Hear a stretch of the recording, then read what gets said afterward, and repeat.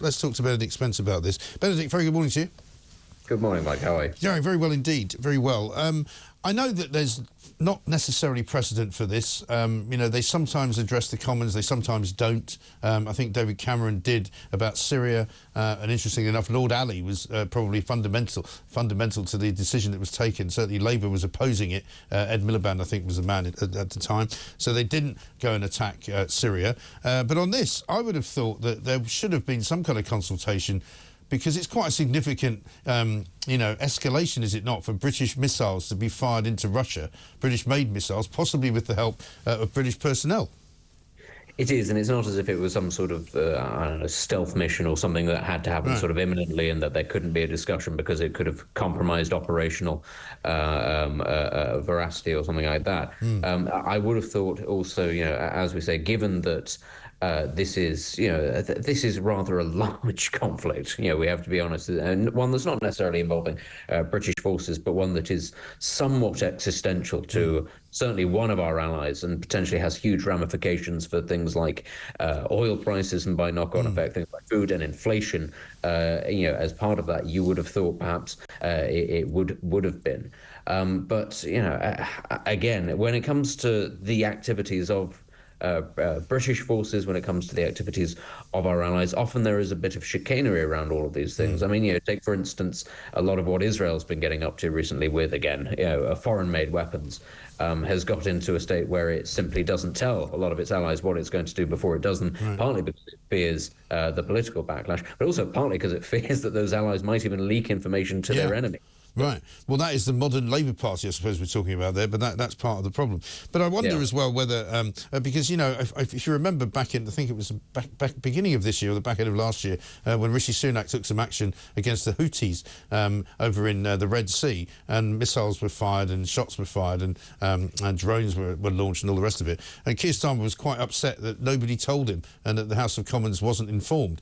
Whereas, he hasn't done it either. And one would expect him to at least now come in and explain himself, but I don't even know if he's back in the country yet.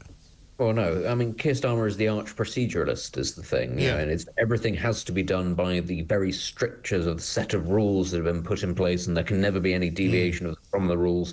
No question over who sets the rules. That's how we've ended up giving the Chagos Islands away. So, yes, it does seem rather strange that actually when it comes to him, that those rules don't necessarily seem to apply. No. But, that's just the nature of the government that we have now, isn't it? Yes. Spent the rules. Many years in opposition complaining about this, and now they're going to do the opposite. Yeah, the rules don't apply to them at all. To wit, let's take that on to Rachel Reeves, and of course the suitability of the ministerial conduct of Rachel Reeves, the Chancellor of the Exchequer. Let's have a look at what Lee Anderson had to say in Parliament yesterday at Prime Minister's Questions.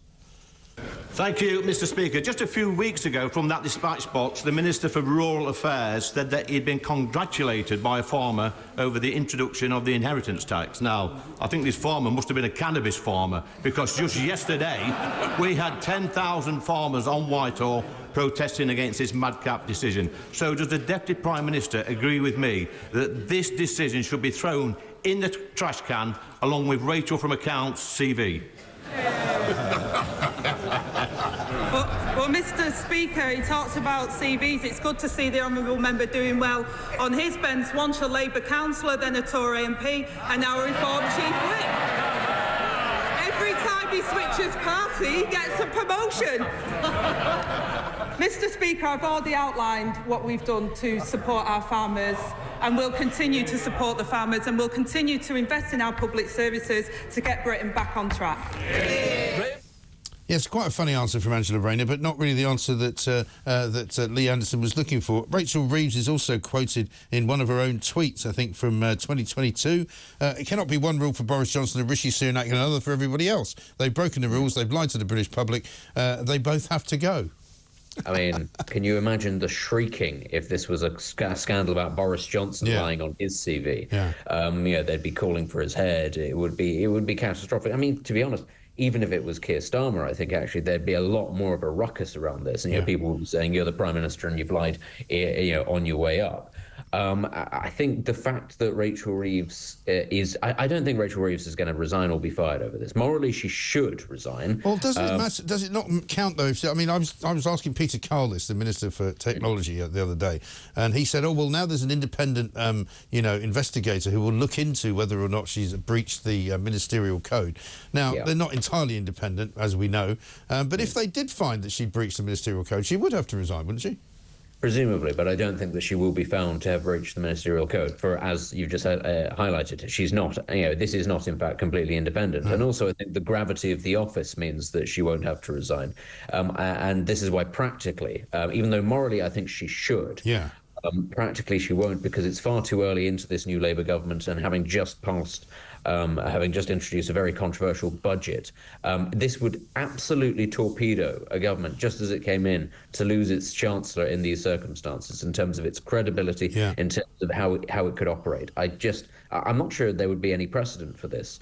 And so for political reasons, I don't think she can resign, and I don't think she'll be forced to. As much as that is a double standard, and almost anyone else in this country would have to resign or be sacked over doing what she's alleged to have done. Yeah, well, I mean, as other people in Parliament yesterday pointed out to Angela Rayner, people have been fired from their jobs. Some people have actually been put in prison for faking their CVs. And if she is not forced to resign, if she has broken the ministerial code, I mean, or even if they say she hasn't, it makes a mockery of the ministerial code, doesn't it? The ministerial code very clearly says ministers must be truthful, honest and accurate. And she's been none of those things. Oh, there she is, discovering the cure for cancer. The memes that have been going around about her have been absolutely phenomenal. It has been phenomenal. I mean, I was saying this on Clash of the Titans this week, that, the sense of humour in Britain is the one thing that will always save us from despair.